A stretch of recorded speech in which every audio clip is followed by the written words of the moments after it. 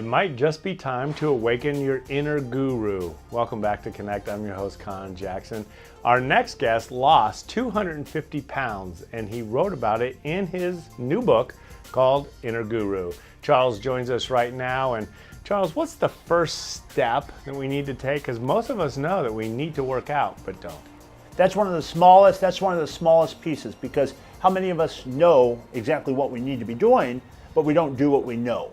So something keeps us stuck. I mean, there's a trainer in every gym, there's nutritionists in every hospital, there's gyms on every corner. All those resources are available, but until you really begin to think about your thinking, to think about your belief system, you find yourself often doing the very things that aren't bringing you closer to what you want. And you've got to decide what those things are that you want, if you believe they're possible, if you really want them, understanding what the process is to create the product of that thing, asking yourself if you deserve it, and ultimately, does it fit in your life? So it's pretty deep, and that's what Inner Guru helps people walk through doing.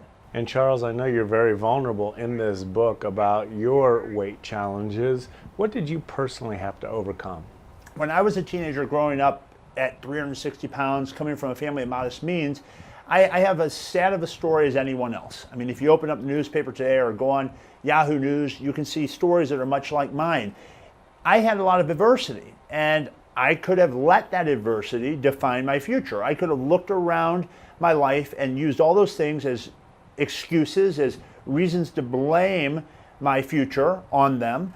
And I decided instead of that, I was going to use those as warnings and as examples of what not to do to get to where I really wanted to be. So you can use your circumstances as reasons to get better, to improve yourself, things that you can use to learn from if you ask yourself better questions, or you can excuse your personal responsibility and let those things be the determinants of your future. I would offer you to consider the former much more than the latter if you want to create the type of life that you deserve to have.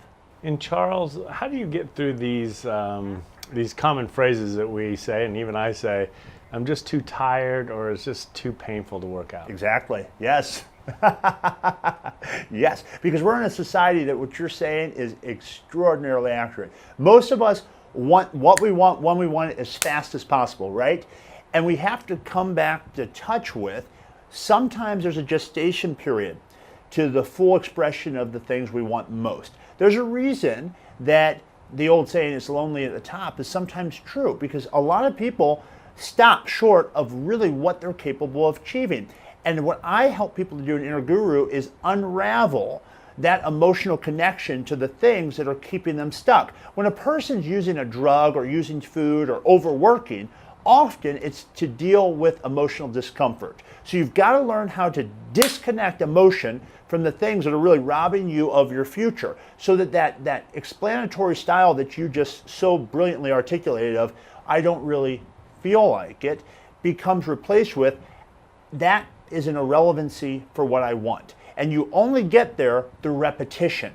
You can't think your way into doing it. You have to act your way into doing it. And it's always been said that the hardest part of working out is getting to the gym, right? So you've got to develop the discipline of speaking to yourself in a way that's going to move you towards what you want. But in order to do that, you have to have really clear, compelling goals. And so few people take the time to really think about what they want and what it's going to mean to them and to those they care about once they're on track to getting those things. And Charles, congratulations on the success of your brand new book, Inner Guru. But what have people told you personally that have read it? Have read Inner Guru, have told me that it is exactly what they needed to hear, and it sounds like I'm speaking to them. When I write, it just flows through me. People find that the disciplines that I've taught in weight loss have direct applicability to mastering finances, mastering their relationships, and ultimately mastering other areas of health, because health isn't just your weight. It's what are you using to deal with feeling uncomfortable? What are you filling the void with? Some of us, when we find there's an emptiness or a space within us, we rush to fill it, and we do it almost impulsively. What I want people to begin to do is to pause and to really consider at that moment, what is what I'm thinking going to lead me toward? So begin to think more about your future, less about the emotional affect or the feelings of the moment, and a heck of a lot less about the past. The book helps people to lose the chains of their history. And I just said kind of a very important word, change.